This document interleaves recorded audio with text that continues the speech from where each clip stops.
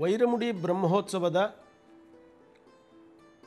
5ನೇ ತಿರುನಾಳ್ ಅಥವಾ 5ನೇ ದಿನ, ಅದು 8/4/2025 ನಡೆಯುತ್ತೆ. ಆವತ್ತು 2 ಉತ್ಸವಗಳು ನಡೆಯುತ್ತೆ. ರಾತ್ರಿ ಬೆಳಿಗ್ಗೆ ಎಲ್ಲ ಚಲುವನಾರಾಯಣ ಸ್ವಾಮಿಯವರಿಗೆ ಅವತ್ತು ವಿಶ್ರಾಂತಿ. ಯಾಕೆಂದರೆ ಹಿಂದಿನ ದಿನ ವೈರಮುಡಿ ಧಾರಣವಾಗಿರೋದ್ರಿಂದ ಅವರು ಆ ಉತ್ಸವದಲ್ಲಿಯೇ ಇದ್ದಿದ್ದರಿಂದ ಒಂದಷ್ಟು ವಿಶ್ರಾಂತಿಯನ್ನು ತೆಗೆದುಕೊಳ್ತಾರೆ ಆಸ್ಥಾನದಲ್ಲಿ. ಸಂಜೆ ವೇದಾಂತ ದೇಶಿಕರ ಸನ್ನಿಧಿಯಲ್ಲಿ ಪ್ರಹ್ಲಾದ ಪರಿಪಾಲನ ಆಗುತ್ತೆ. ಪ್ರಹ್ಲಾದ ಪರಿಪಾಲನ ಅಂತಂದರೆ ನೃಸಿಂಹನ ಅವತಾರವನ್ನು ತೆಗೆದು ಪ್ರಹ್ಲಾದನಿಗೆ ಅನುಗ್ರಹ ಮಾಡಿದಂತಹ ಒಂದು ಉತ್ಸವ.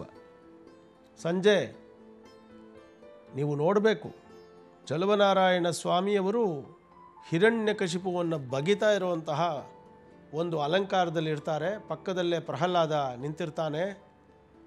ಒಂದು ಸಂಜೆ ಆರತಿ ಆಗುತ್ತೆ ಸಂಧ್ಯಾಕಾಲದಲ್ಲಿ. ಸಂಧ್ಯಾಕಾಲೇ ಸಭಾದ್ವಾರೆ ಸ್ವಾಂಕೆ ನಿಕ್ಷಿಪ್ಯ ಭೈರವಃ ಅಂತ ಹೇಳೋ ಹಾಗೆ ಸಂಜೆಯ ಕಾಲದಲ್ಲಿ ಚಲುವನಾರಾಯಣ ಆಚೆಗೆ ಬರ್ತಾನೆ. ಸಂಜೆ ಗೋಧೂಳಿಯ ಲಗ್ನ, ಅದು 5:45 6:30 ಒಳಗಡೆ ನಡೆಯುತ್ತೆ ಇದು.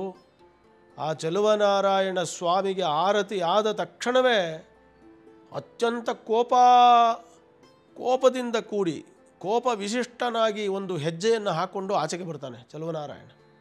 ಆ ಹೆಜ್ಜೆಗಳು, ಅವನು ಬರುವ ವೇಗ, ಅದನ್ನೆಲ್ಲ ನೋಡೋದಕ್ಕೆ ಒಂದು ರೀತಿಯ ಒಂದು ಸಂತೋಷ ಉಂಟಾಗುತ್ತೆ. ಜನ ಎಲ್ಲ ಹೆದರ್ಕೊಂಡು ಓಡ್ಬಿಡ್ತಾರೆ. ಅಲ್ಲಿ ಮತ್ತೆ ಪುರುಷ ಸೂಕ್ತಾದಿಗಳನ್ನು ಹೇಳಿ ಅವನನ್ನು ಶಾಂತಗೊಳಿಸಿ ಮತ್ತೆ ವಾಪಸ್ ಕರ್ಕೊಂಡ್ಬರ್ತಾರೆ. ಇದು ಪ್ರಹ್ಲಾದ ಪರಿಪಾಲನೋತ್ಸವ. ಆವತ್ತು ಸಂಜೆ ಆ ಪ್ರಹ್ಲಾದನಿಗೆ ಅನುಗ್ರಹ ಮಾಡಿದ್ದಕ್ಕಾಗಿ ಗರುಡನ ಮೇಲೆ ಕುಳಿತು ಗರುಡೋತ್ಸವ ನಡೆಯುತ್ತೆ. ಚಲುವನಾರಾಯಣ ಸ್ವಾಮಿಯವರ ಗರುಡೋತ್ಸವವನ್ನು ಯಾರು ಮಾಡಿಸ್ತಾರೋ, ಗರುಡನ ಮೇಲೆ ಚಲುವನಾರಾಯಣ ಸ್ವಾಮಿಯನ್ನು ನೋಡ್ತಾರೋ ಅವರಿಗೆಲ್ಲ ಮೋಕ್ಷ ಅನ್ನೋದು ಬ್ರಹ್ಮೋತ್ಸವದಲ್ಲಿ ಬರುವಂತಹ ಶಾಸ್ತ್ರ ನಿರ್ಣಯ. ಹಾಗಾಗಿ ಗರುಡೋತ್ಸವವನ್ನು ನೋಡೋದಕ್ಕೋಸ್ಕರನೇ ಬಹಳ ಜನ ಬರ್ತಾರೆ. ಗರುಡೋತ್ಸವವನ್ನು ಮಾಡಿಸಿದ್ರೆ ಅದರಿಂದ ಪುಣ್ಯ ಅಂತ ನಂಬಿರುವ ಎಷ್ಟೋ ಕುಟುಂಬಗಳು ಇವತ್ತಿಗೂ ಕೂಡ ಸಂಜೆ ನೀವು ನೋಡಬೇಕಲ್ಲಿ ಬಂದು ಗರುಡೋತ್ಸವಕ್ಕೆ ಎಷ್ಟೋ ಜನ ಬಂದು ನಿಂತ್ಕೊಂಡಿರ್ತಾರೆ. ಪ್ರತಿಯೊಬ್ಬರ ಕೈಯಲ್ಲೂ ಬೆಳ್ಳಿಯ ದೊಣ್ಣೆಯನ್ನು ಕೊಟ್ಟು ಆ ಉತ್ಸವ ಮಾಡಿಸಿದವ್ರಿಗೆಲ್ಲ ಕೂಡ ವಸ್ತ್ರವನ್ನು ಹಾಕಿ ಚಲುವನಾರಾಯಣನ ಮಾಲೆಯನ್ನು ಹಾಕಿ ಉತ್ಸವಗಳು ನಡೆಯುತ್ತೆ. ಅದು 1-2 ಇರೋದಿಲ್ಲ, ಭಾಳ ಜನ ಉತ್ಸವವನ್ನು ಮಾಡಿಸಿರೋರು ಅದರಲ್ಲಿ ಇರ್ತಾರೆ. ಇದಾದ ನಂತರ ದೇವರು ಚಲುವನಾರಾಯಣ ಸ್ವಾಮಿ ದೇವಾಲಯದ ಒಳಭಾಗಕ್ಕೆ ವಿಜಯ ಮಾಡಿಸ್ತಾನೆ. ನೀವು ಈ ಚಲುವನಾರಾಯಣ ಸ್ವಾಮಿಯ ಬ್ರಹ್ಮೋತ್ಸವದಲ್ಲೇ ಅತ್ಯಂತ ವಿಶಿಷ್ಟವಾದ 2 ದೇವಾಲಯದ ಒಳಭಾಗದಲ್ಲಿ ನಡೆಯುವ ಒಂದು ಮೆಟ್ಟಿಲು ಹತ್ತುವ ಕಾರ್ಯಕ್ರಮ, ಅಂದರೆ ಪಡಿಯೇತ್ತ. ಅದು 2 ದಿನ ತುಂಬ ವಿಶೇಷ.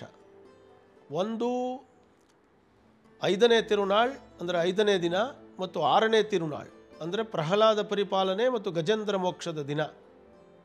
ಆವತ್ತು ನೀವು ದೇವಸ್ಥಾನದ ಒಳಗಡೆ ಎಷ್ಟು ಜನ ಸೇರಿಡ್ತಾರೆ ಅಂತಂದರೆ, ಆ ದೇವರು ಮೆಟ್ಟಿಲನ್ನು ಹತ್ಕೊಂಡು ಹೋಗ್ತಾನೆ. ಚಲುವನಾರಾಯಣ ಯಾರು? ಚಿಕ್ಕ ಮಗು. ಅವನು ಮೆಟ್ಟಿಲು ಹತ್ತುವಾಗ ಏನು ಮಾಡಬೇಕು? ಕನ್ನಡಿಯನ್ನು ತೋರಿಸ್ಬೇಕು, ಪ್ರೀತಿಯಿಂದ ನೋಡ್ಕೋಬೇಕು, ಮಗು ಮೆಟ್ಟಿಲತ್ತು ಅಂತ ಹೇಳಬೇಕು. ಅವನು ಒಂದು ಸಲ ಮೆಟ್ಟಿಲು ಹತ್ತುತ್ತಾನೆ, ಮತ್ತೆ ತಿರ್ಕೊಂಡು ವಾಪಸ್ ಬಂದುಬಿಡ್ತಾನೆ, ಇನ್ನೆಲ್ಲೋ ಓಡ್ಬಿಡ್ತಾನೆ, ಮತ್ತೆ ಮೇಲಿಂದ ನೆಗೀತಾನೆ. ಹೇಗೆ ಮಗುವು ತನ್ನೆಲ್ಲ ಆಟಗಳನ್ನು ಆಡುತ್ತೋ ಹಾಗೆ ಆವತ್ತು ದೇವಸ್ಥಾನದ ಒಳಭಾಗದಲ್ಲಿ ಚಲುವನಾರಾಯಣನಿಗೆ ಉತ್ಸವ ನಡೆಯುತ್ತೆ. ಮುಂಭಾಗದಲ್ಲಿ ಅರೆಯರ್ ಸ್ವಾಮಿಗಳು ಹಾಡ್ತಾ ಇರ್ತಾರೆ. ಕನ್ನಡಿಯನ್ನು ಹಿಡಿಯಲಾಗಿರುತ್ತೆ. ಅದಕ್ಕೆ ತಾಂಬೂಲ ಚರ್ವಣವನ್ನು ದೇವರಿಗೆ ಕೊಡಲಾಗ್ತಾ ಇರುತ್ತೆ. ಆದರೆ ದೇವರು ವಿಚಿತ್ರ ಗತಿಯಲ್ಲಿ, ಹಾವಿನ ಗತಿ, ಸರ್ಪಗತಿ, ಸರಬಗತಿ, ಗಜಗತಿ ಎಲ್ಲದರಲ್ಲೂ ಓಡ್ಬಿಡ್ತಾನೆ ದೇವರು.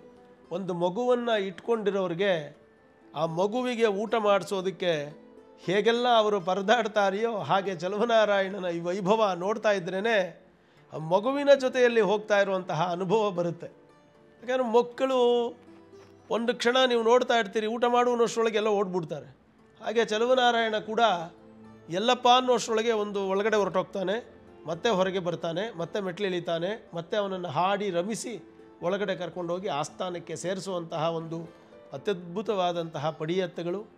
ಇದನ್ನು ನೀವು ನೋಡಬೇಕಾದ್ರೆ 8ನೇ ತಾರೀಕು ಮತ್ತು 9ನೇ ತಾರೀಕು ರಾತ್ರಿ ದೇವಾಲಯದಲ್ಲಿ ನೋಡಬಹುದು.